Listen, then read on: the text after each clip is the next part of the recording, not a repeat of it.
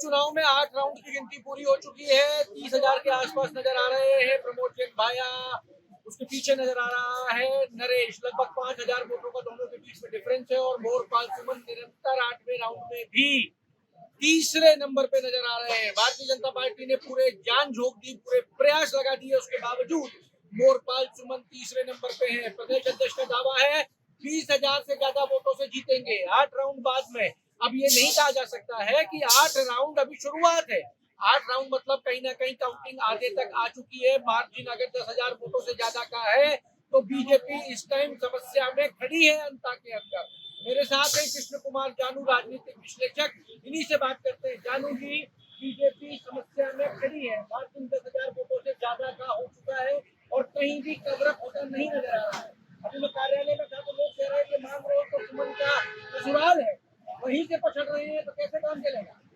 देखो, भारतीय जनता पार्टी ने ये चुनाव वास्तव में गंभीरता से नहीं लड़ा। जब नामांकन किया गया था कोई नेता नहीं गया।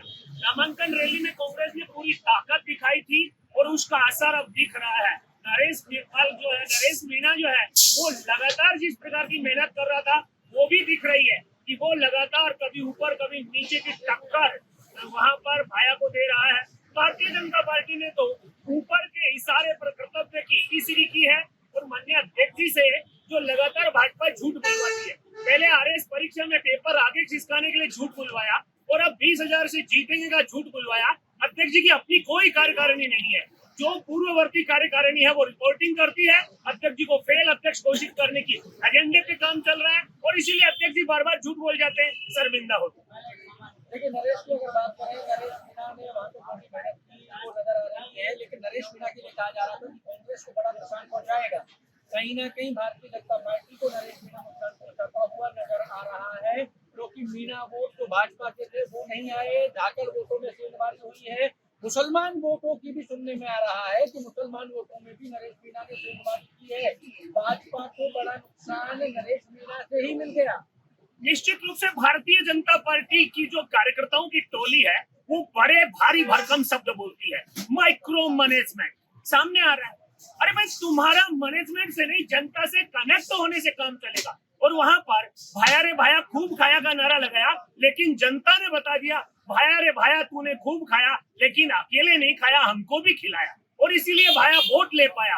और नरेश मीणा ने जिस प्रकार का जनता से कनेक्शन बनाया वो सामने दिख रहा है। और भारतीय जनता पार्टी तो मैनेजमेंट करती है, कार्यकर्ता से और जनता से कनेक्ट नहीं करती, ये बता रहा है। अच्छा, एक ही बता दीजिए, अब आखिरी ये सवाल है, मैं ये जानना चाहता हूँ कि मोरपाल सुमन के साथ में इतने लोग लगे, बड़े बड़े चेहरे थे, ये तो मोरपाल सुमन पीछे चल रहे हैं, इसके पीछे कहीं ये बड़े बड़े चेहरे ही तो कारण नहीं बन गए? मोरपाल सुमन खुद के हिसाब से चुनाव भी नहीं लड़ पाया। निश्चित रूप से भारतीय जनता पार्टी की जयपुर से जो टीम जाती है, प्रत्याशी पर इतनी हावी हो जाती है, उसके कोई एजेंडे नहीं होते। वो micro management, booth management, social engineering जैसे भारी भारी शब्दों से प्रत्याशी को दबाकर घोट कर रख देते हैं और वोट नहीं मिलते हैं, ये सामने है। चलिए साहब, अभी भी भाजपा कार्यकर्ताओं को उम्मीद जारी है कि हम ये चुनाव जीतेंगे, क्योंकि अभी भी 12 राउंड की गिनती होनी बाकी है।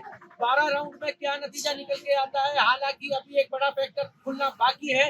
अंता जहां से हमेशा भाजपा लीड लेती आई है, क्या अंता इस बार भी भाजपा को लीड देगा और ये 10,000 वोटों का बैकलॉग पूरा कर पाएगा? ये देखना होगा। जुड़े रहिए अमर उजाला के लिए। जयपुर से मैं आशीष। अगर आप ये वीडियो YouTube पर देख रहे हैं तो हमारे चैनल को सब्सक्राइब कर बेल आइकन दबाएं और Facebook पर देख रहे हैं तो हमारे पेज को लाइक करें।